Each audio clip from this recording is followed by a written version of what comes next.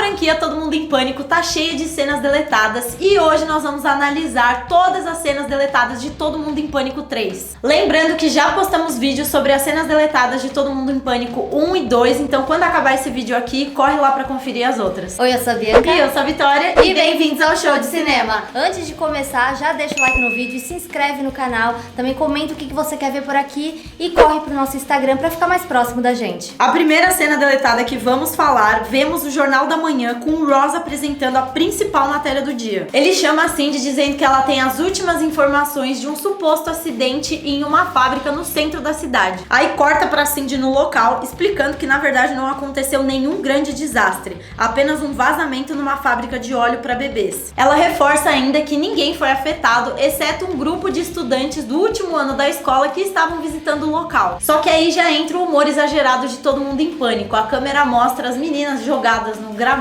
lá de forma completamente exagerada pra virar aquela piada visual. Enquanto isso, a Cindy tenta agir profissionalmente e fala que não tem nada pra ver ali. Quando ela já tá encerrando a matéria, o Ross interrompe ela perguntando quantos galões de óleos vazaram. A Cindy fica meio sem entender até que os bombeiros entram e começam a jogar água nas meninas. É, mas ele tá fazendo isso porque ele quer ver mais das meninas, né? Quer ver as meninas. A Cindy responde desesperada pros bombeiros que elas não estão pegando fogo. Daí pra frente, a cena vira um caos completo. O Ross fica incentivando a câmera a chegar sempre mais perto das meninas pra mostrar mais. A Cindy fica desesperada tentando falar sobre a invasão alienígena que tá acontecendo, mas sem sucesso. Isso porque o cameraman, o Ross e todo mundo fica mais interessado em ver as meninas do que no aviso importante que a Cindy quer dar. É, afinal o chefe da Cindy falou, né, que a galera não se importa com esses desastres, eles se importam com peitões.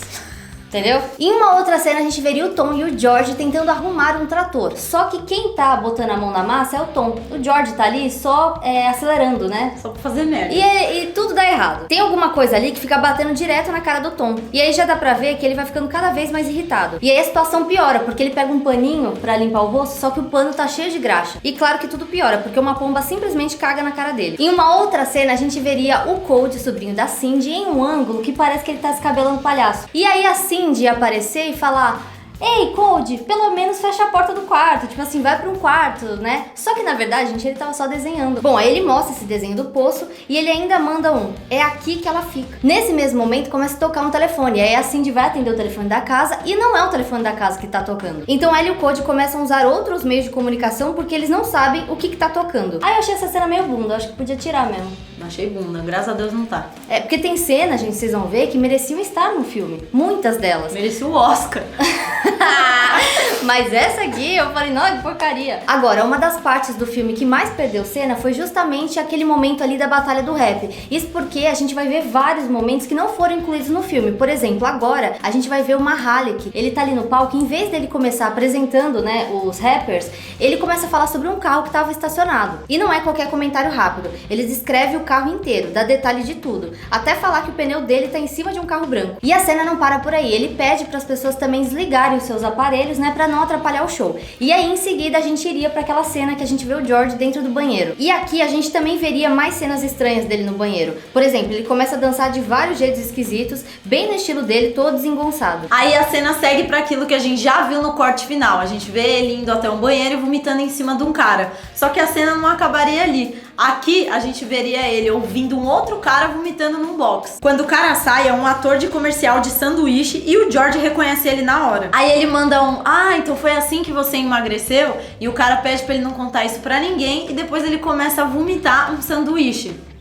Inteiro, literalmente. Inteiro. O George acha aquilo completamente bizarro e só vai embora. Em seguida, veremos a Brenda e a Cindy chegando no show, só que aqui o diálogo seria um pouco diferente. A Brenda falaria pra Cindy que se depois do show ela não acabasse fazendo alguma besteira, passando a noite com um cara aleatório ou se metendo em alguma situação bizarra, queria saber se elas não poderiam passar a noite juntas. No corte original, ela também pede pra Cindy passar a noite com ela, só que o diálogo é bem mais curto.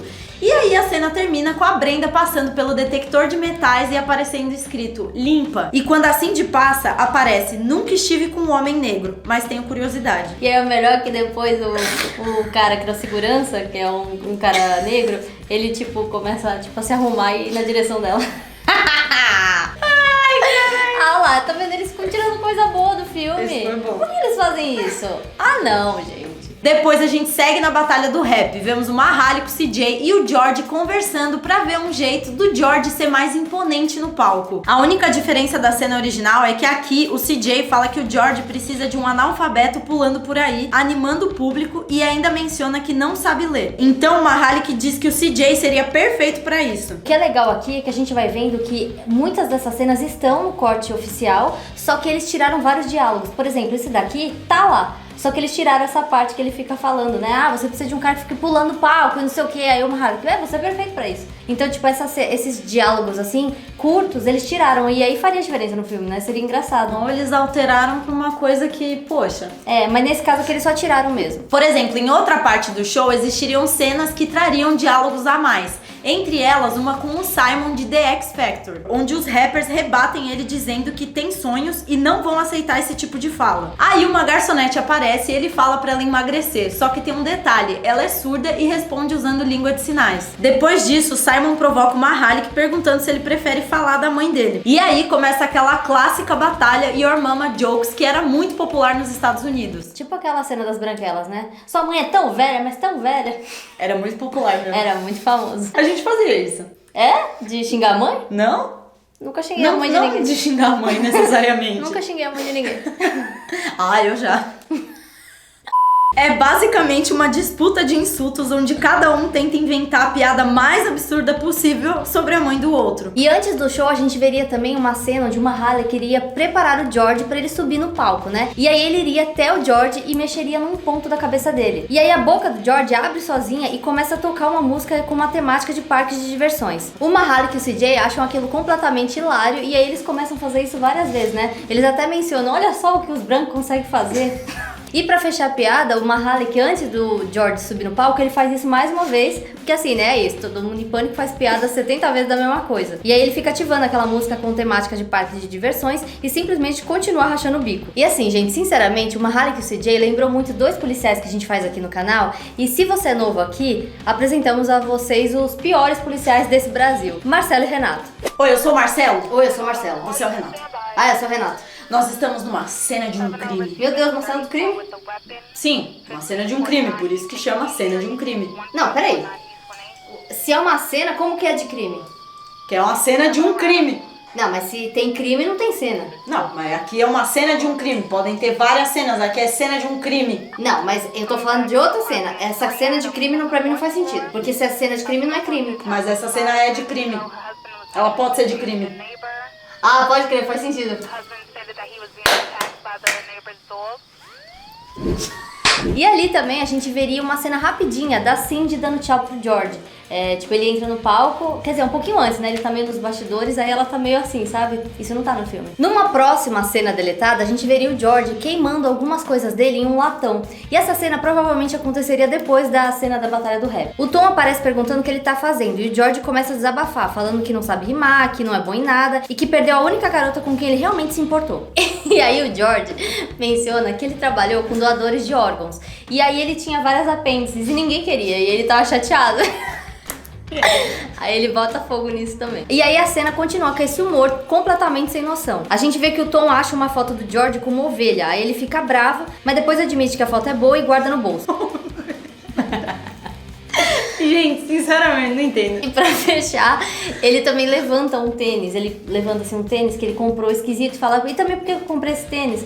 Ô, gente... É nada a ver, eu acho essa parte nada a ver. Eu achei essa cena muito nada a ver também. Só gosto do negócio da ovelha. Da ovelha... Ah lá, pior a gente gosta, a mais idiota. Bom, essa cena aqui é completamente aleatória e ela vai ficando cada vez mais sem sentido de propósito. Agora, uma cena deletada que iria muito além do que a gente viu no filme é do Tom com a sua esposa. Só que nessa cena deletada, a gente veria que o Tom levou a esposa pra casa. Ou seja, a esposa virou o próprio acidente de carro. Nela, vemos o Tom chegando na cozinha da casa e a esposa dele continua literalmente presa no carro do acidente, só que dentro da cozinha. E ela tá lá super tranquila, preparando o jantar, como se fosse a dona de casa, tudo normal. E o Tom tá desesperado, falando pra eles irem pro porão. Só que a esposa começa a ficar triste porque ela acha que não presta pra nada. E é engraçado que ela tá ali falando com ele, presa no acidente de carro e cozinhando 1000 coisas ao mesmo tempo. Aí a cena fica ainda mais maluca. O Tom começa a mexer no rádio do carro e a esposa começa a ficar excitada, porque aparentemente o corpo dela é como se fosse o carro. Tipo assim, não dá nem pra explicar isso direito, só aceita que essa cena é completamente sem noção. E aparentemente no roteiro original eles queriam construir muito mais o romance da Cindy e do George, porque numa das cenas deletadas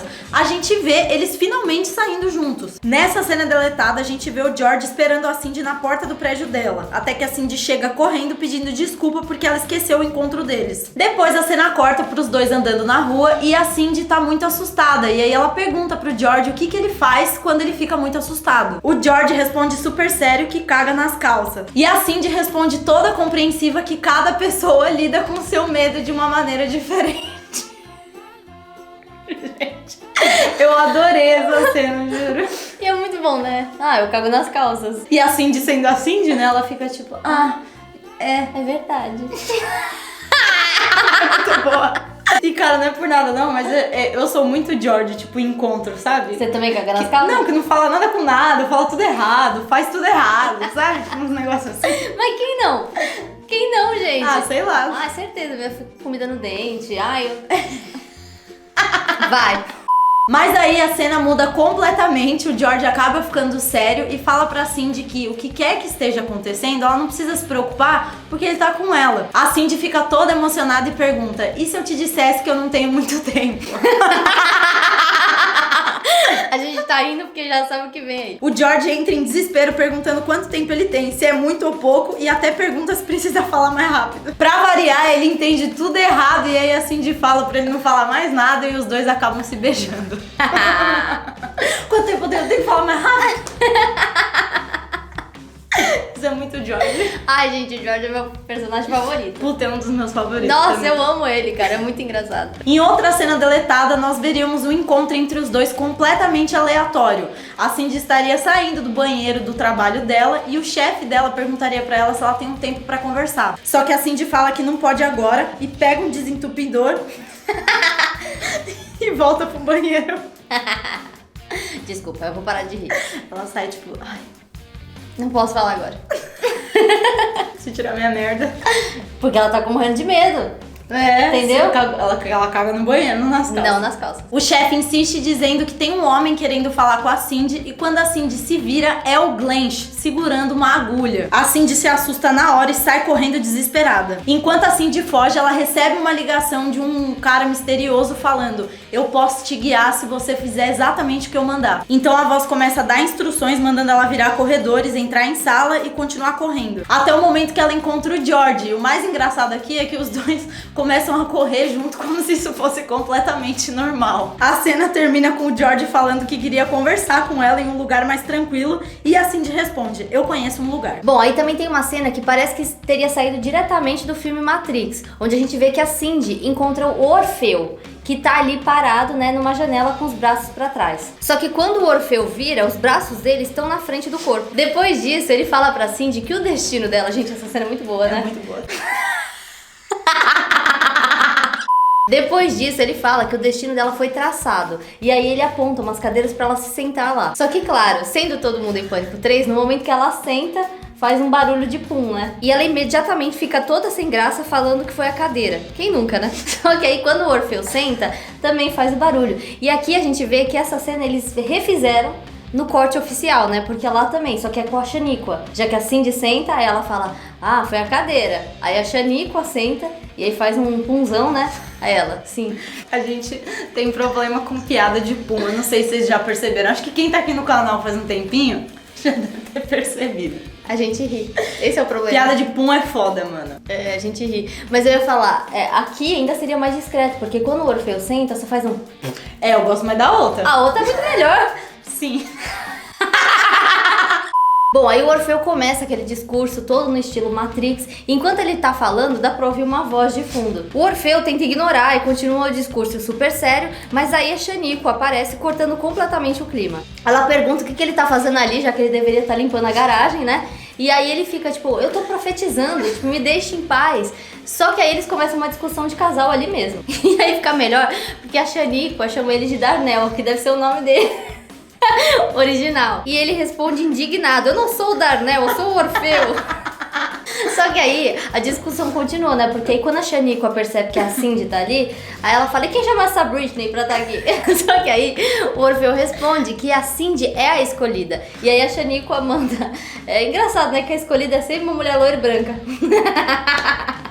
Pô, essa cena é muito boa. É muito bom. É que assim, realmente ela não deveria estar no filme, porque ela foge muito da história que eles decidiram escolher, né? Porque, assim, gente, vocês vão ver por essas cenas deletadas que eles praticamente reescreveram o filme. Parece que eles gravaram 2 filmes e aí eles, depois assistindo, viram qual eles achavam melhor e pronto, vamos lançar esse. Porque tem muita coisa que não se encaixa no filme original. Essa cena, por exemplo, não se encaixa, porque no filme original eles nem focaram em Matrix. Bom, aí os dois continuam brigando sobre problemas de casal e coisas da casa, enquanto a Cindy só fica ali assistindo aquela pataquada toda acontecer. E claro que também tinham mais cenas do jornal, já que a gente não vê muito isso no filme, né? Aqui a gente veria o Ross falando um monte de baboseira pra variar. E aí a Cindy entra completamente desesperada no estúdio, dá um socão nele e começa a avisar que vai ter uma invasão alienígena. Bom, aí enquanto ela tá ali tentando alertar o mundo, ela recebe um papel com um boletim urgente. E quando ela começa a ler o boletim, tá dizendo que a apresentadora Cindy Campbell, ou seja, ela mesma, acabou de ser demitida do jornal. E aí ela manda aquele não, que é clássico dela, né? Também tínhamos uma outra versão da cena do jornal. O Ross aparece corrigindo uma notícia que eles tinham dado antes sobre um menino que teria nascido sem genitais. Aí ele manda super sério, acontece que era uma garota. E logo depois ele chama a Cindy, que tá substituindo a menina do tempo. Aí corta pra Cindy, ela parece toda estranha e ela diz apenas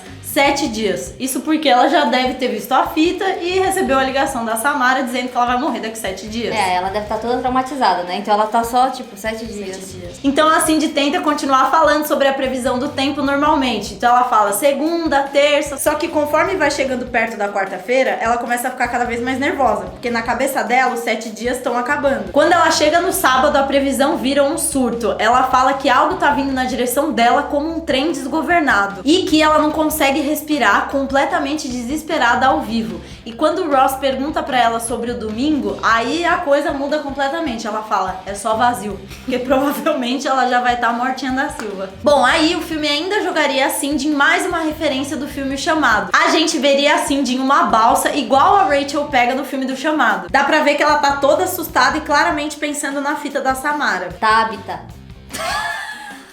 Não é Samara, eu lembrei agora. Não é Samara. É Tabita. Bom, só que aí a Cindy ouve um cavalo vindo de uma gaiola e vai lá verificar. Por quê? Porque ela é burra. Quando ela chega até o cavalo, ela começa a elogiar ele, falando com ele toda calma, até que do nada ela leva vários coices. O cavalo consegue escapar e os dois começam uma luta completamente sem noção e absurda, até que a Cindy acerta um chute no saco do cavalo. O cavalo sai correndo desesperado e se joga no mar. Aí ela e várias pessoas vão correndo olhar pra água e lá eles veem sangue. Só que a piada vem logo em seguida, quando a câmera corta pra galera ali na balsa. O cavalo tá parado ali no meio delas, como se nada tivesse acontecido e ninguém percebe. E aí ainda aparece um corpo boiando na água e o guardinha fala que era alarme falso, que não tem nenhum cavalo na água. Era só um mergulhador. Era apenas um mergulhador, ou seja, dane-se o mergulhador. Todo mundo simplesmente aceita isso e vai embora como se fosse completamente normal. E a Cindy, como leva tudo muito a sério, fica parada ali chocada. E vocês acharam que as cenas do George fazendo Georgice tinham acabado?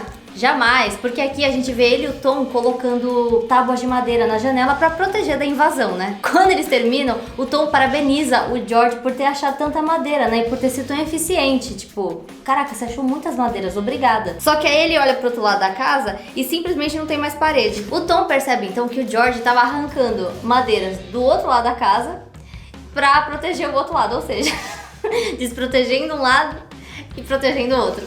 Na cabeça deles faz sentido. Ah, eu amo o George, gente. Tinha que ter ele em todos os filmes. É verdade. Nessa outra cena deletada, a gente veria um pouco do que a gente já viu, né? Que é uma cena onde a Cindy tá com uma faca olhando por baixo da porta, os ETs. Aí a Cindy olha assustada pro Tom e manda, acho que eles querem me comer. E claro que a piada funciona no duplo sentido também. Só que aí os ETs começam a bater na porta, né? E aí a Cindy, assustada, ela ameaça correr. Só que aí o Tom fala, Cindy, não corre com a faca na mão. Aí ela entrega a faca pro Tom e sai correndo. Só que aí nisso os ETs batem na porta de novo, o Tom fica com medo e aí ele corre com a faca na mão. E isso daqui, gente, é muito idiota, mas quando eu vi, eu me caguei de rir, sério. Eu ri muito disso, tá? Não queria falar nada não. É tipo quando a mãe fala pra não fazer e ela faz pior. Então, mas não é pra ser engraçado, só que é muito engraçado. engraçado. muito bom. É engraçado o jeito que o Charlie Sheen faz essa cena, sabe? Bom, enfim, aí depois eles batem na porta de novo, a Cindy continua desesperada, só que quando a porta abre, a gente vê que é o Glench e não os ETs. A Cindy fica em choque e aí o Glench tenta convencer ela a ir com ele. Só que ela recusa, dizendo que ele é mau e que tá trabalhando com os aliens. E ele responde que não existem alienígenas. Depois disso, a Cindy sai correndo do porão e vai pra fora da casa, e aí todo mundo segue ela. Nesse momento aparece o presidente. E antes da gente continuar falando sobre essa cena, que ela se estende demais, a gente precisa mencionar que aqui também teríamos uma cena do Mahalik com o grupo dele. Por quê? No filme original, né, a gente vê que o Mahalik chega com uma turma ali, aí depois chega o presidente, né? Só que aqui essa cena do Mahalik fica meio que jogada, então a gente vai mencioná-la por agora. Nessa cena deletada a gente veria o Mahalik com os brothers dele e o Mahalik estaria ali apresentando eles como se eles fossem super importantes. Porque eles são. Respeita o grupo do Mahalik. Ser amigo do Mahalik é muito importante. Isso é verdade. Não é? E logo atrás tá o CJ sobrando no fundo, todo perdido. Até que chega outro carro completamente desgovernado, ele bate numa árvore e a árvore cai. Só que o mais engraçado é que os dois caras dentro do carro descem como se nada tivesse acontecido e começam a andar na direção errada, totalmente perdidos. É todo mundo meio CJ. Todo turminha. mundo. Não, eu amo que eles tipo, em quem que a gente tem que atirar? Bom, depois voltando pra cena que a gente tava falando, quando o presidente chegou, ele logo chega perguntando onde que tá a Cindy. E a Cindy chega a se apresentar rapidinho e falando que a chave pra acabar com tudo aquilo tá com o Glench. Só que o Glench continua insistindo que não existe alienígenas e que ela precisa ir embora com ele. A Cindy então manda ele ficar longe do filho dela, o Cold. E nessa hora o George e o Tom ficam, seu filho? E aí quando a câmera corta de volta pra Cindy, o Cold simplesmente não tá mais ali, tá só ela parada sozinha. A Cindy olha confusa pra todo mundo e o Glench revela que o Cold não existe. Nesse momento que o Glench revela que o Cold não existe, ele levanta uma injeção pra sedar a Cindy. Só que o detalhe engraçado aqui é que quando ele levanta essa injeção, o presidente estica a manga do braço achando que é pra ele tomar e o assistente precisa avisar que não é pra ele. Depois disso, o Glench explica que o Cold nunca existiu e nesse momento a Cindy começa a ter vários flashbacks e em um deles a gente vê ela conversando com o Cold na rua. Só que na realidade ela tava falando sozinha com um poste. E o melhor é que quando esse flashback acaba, a Cindy tá completamente assustada e ela fala, pera aí que tem mais um. Aí a gente vai pro outro flashback, que é no dia que o padre vai pra cuidar do Cold. Só que dessa vez não tem padre nenhum ali também. Ela tava sozinha o tempo inteiro. Quando a cena volta pro presente, o Glench finalmente revela que ele é o médico da Cindy e que ela sofre de esquizofrenia paranoica. O assistente do presidente fica chocado e ele fala algo do tipo, espera, a mulher que deixou o país inteiro em pânico é maluca? Aí o Glench corrige todo mundo falando que eles não usam mais a palavra louca. Aí nesse momento a Cindy até acha que ele tá defendendo ela. Mas aí ele completa, preferimos mentalmente doente ou completamente maluca. Logo depois o presidente fala que considera a Cindy uma heroína. Ele diz até que renomeou 2 estados em homenagem a ela, Campbell e Tuck e Cynthiana. É uma piada idiota e aleatória que combina perfeitamente com o filme. Só que a Cindy olha pra trás e vê o Cold de mão dada com o padre. Aí ela pega uma pá e começa a bater neles, tipo, provando, eles não são reais, não sei o que. O problema é que no meio disso ela acerta o George de verdade, porque ela acha que ele também não é real. Bom, enquanto a Cindy tá ali pedindo desculpa depois de ter batido com a pá no George, uma nave alienígena começa a aparecer atrás dela e pousando no milharal. E aí nesse momento ela fica, então peraí, então eu não sou doida, então o Cold é real. Aí o médico dela fala, não, ele realmente não existe. Aí ela fica, e você? Você é real? Aí ele, sim. Aí ela, e o Papai Noel? E aí ela começa meio que perguntar, né? Tipo, o que é real e o que não é? E ela fica tão confusa que ela fala, peraí, gente, então, ó, quem é real fica desse lado, quem não é fica desse lado. E aí vai todo mundo que é real pra um lado, e aí o Cold, o padre e o Papai Noel vai pro outro. Só que aí os alienígenas aparecem e eles são muito bizarros. Olha só como seria o visual deles nesse filme. Eles começam a atacar geral, até que o George fica bravo e literalmente se transforma no Hulk. Tipo, no Hulk mesmo. É legal mencionar que tem até um vídeo de bastidores deles gravando essa cena, né? E dá pra ver que eles usaram uns bonequinhos pra fazer os ETs, tipo, pro George, né, ficar gigante como Hulk, e aí eles usaram, então assim, eles se empenharam em fazer essa cena. Infelizmente ela não tá no filme, mas conhecendo o filme do jeito que ele é, essa cena realmente não se encaixava lá. Tipo, viajava demais, sabe? O presidente, então, também quer se transformar num super-herói pra poder ajudar, e aí ele faz força, só que aí ele se caga. E aí, ai gente, o assistente começa a trocar a fralda dele. Sim, a cena vai pra esse nível. Enquanto isso, o George tá ali lutando com os ETs, né? E tem até um momento que ele prende a cabeça de um ET na bunda. Eu não acredito que eu tô falando isso. Ele prende o ET na bunda, a cabeça do ET fica na bunda dele, e aí ele peida pra fora depois. Bom, aí com isso, né, os ETs ficam assustados e eles fogem. Porque, pelo amor de Deus, colocou a minha cabeça na bunda do cara e aí peidou pra fora, eu ia sair correndo também. Como que peida pra dentro? Menina, não sei. Agora que eu consegui. Isso nem faz sentido que eu escrevi. Tá bom, ele peidou a cabeça dele, pronto.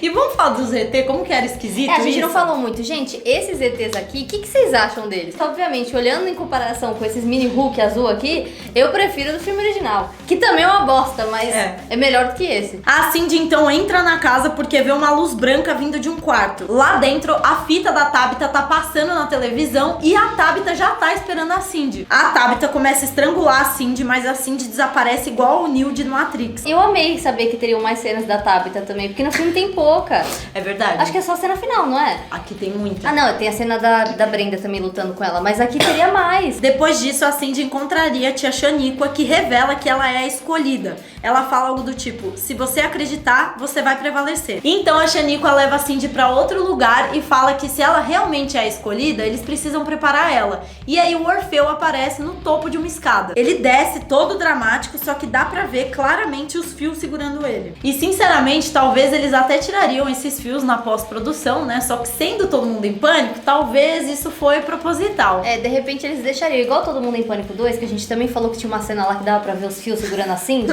Eles de repente tirariam, mas sendo Todo Mundo em Pânico, tudo bem deixar, é até mais engraçado. E aí já entra mais uma referência direta a Matrix, porque tudo começa a ficar em câmera lenta, as pessoas começam a correr pela parede. O Orfeu fala pra Cindy que apesar de tá parecendo que ele tá apanhando, aquilo ali é o treinamento. Só que ele nem consegue terminar de falar direito, porque logo em seguida a Shaniqua dá um golpe nele. E o mais engraçado é que ela nem luta direito. E em vez de soco ou chute, ela começa a atacar um monte de sapato nele. E o Orfeu fica lá desviando de todos em câmera lenta, igual Matrix. Só que a luta fica cada vez mais pessoal, porque a Shaniqua joga pra ele que ele traiu ela. Então assim, o que era pra ser um momento de treinamento vira uma briga de DR. Ela começa a andar pelas paredes igual no Matrix, enquanto grita sobre a traição e continua batendo nele. E tem até um momento que a Shaniqua faz uma tatuagem na bunda dele.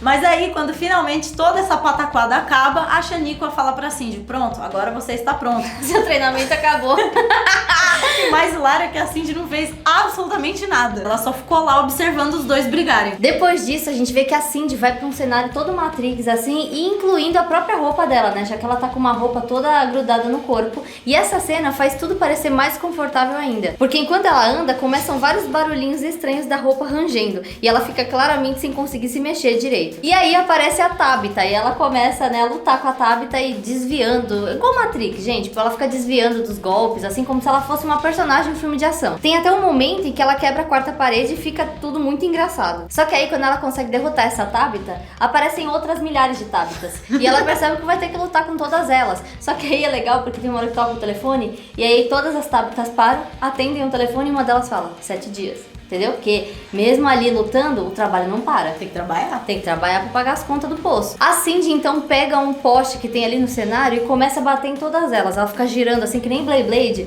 e bate em todas elas e acaba conseguindo derrotar elas, né? E a luta vira um completo caos, com as Tabithas voando pra tudo quanto é lado e a Cindy, que acaba ficando enjoada, vomita em todas elas. No final, a última Tabitha é derrotada e aí a Cindy, né, toda poderosa, tipo, eu sou a escolhida, ela sai voando. Ela bate direto num poste de luz, morrendo na hora. É um encerramento completamente absurdo, bem no nível do resto dessa sequência. E é claro que teria mais piada de Matrix, porque aqui a Shaniqua e o Orfeu transportam a Cindy pra fazenda de novo. E aí o Tom e o George estão lá. E quando eles encontram a Cindy, ela tá morta. Então a Shaniqua fala que só o amor do George pode salvar ela. E aí ela e o Orfeu passam os poderes deles pro George. E eles falam pra ele literalmente encontrar o coração da Cindy. O George enfia a mão dentro dela, tentando achar o coração. Mas antes, o dedinho dele começa a sair pelo nariz da Cindy. Só que aí a Cindy revive literalmente 2 segundos. Porque aí o George tira a mão e ele tira a mão com o coração dela. Então ela apaga de novo, então ele precisa enfiar a mão de novo pra deixar o coração dela lá dessa vez. No fim os dois se beijam e aí o Orfeu e a Shaniqua vendo aquilo ficam, caraca, olha que lindo esse casal. Uau! E aí eles fazem as pazes e desaparecem na pegada Matrix. Enquanto isso, Tom tá ali sobrando de vela, ele vai saindo de cantinho e ele para atrás da porta, até que o presidente abre e baixa a porta nele. O presidente entra interrompendo tudo pra anunciar que os índios foram embora e que aquilo é motivo pra comemorar. Sim, ele fala de índios em vez de alien. Ai, não dá! É que, mano, na hora que eu vi... Esse presidente é muito ignorante. Na hora que eu vi, Bi, eu falei índios, eu nem entendi. Eu fiquei, por que ele falou índio? Será que tinha índio e eu não vi no fundinho? Porque às vezes... Não, é que nesse filme aqui pode ter tudo e a gente nem viu. Exato, aí eu voltei, mas não, é porque ele é ignorante mesmo, ele é burro. Ele é. Aí corta pra todo mundo dentro do carro, felicíssimo, e o presidente fala algo do tipo, eu nunca consigo. Agora vai tudo ficar bem pra sempre. É isso, Vi, que ele fala. É isso que ele fala, gente. Só que quando eles olham pra frente, o motorista é o Shyamalan do filme. E aí todo mundo começa a gritar, não! Bem naquele estilo exagerado, lembrando a Cindy nos outros filmes. Eu amo a cena do Shyamalan desse filme.